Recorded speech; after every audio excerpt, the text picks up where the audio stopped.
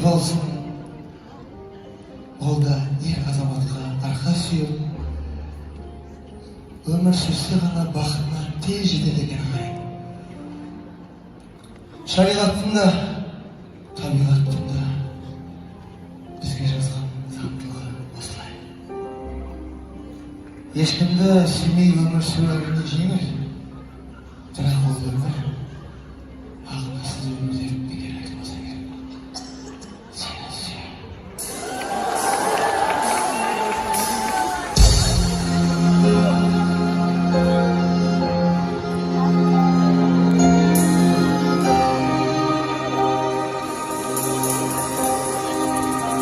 Сені сүйемін.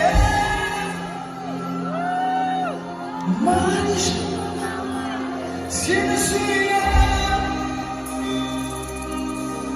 Can düşkün duranlar Çürük duranlar Ve gökte baklar Seni süren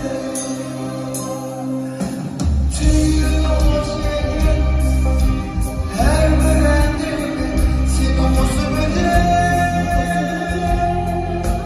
Yerinde bak olsun Oldu gezim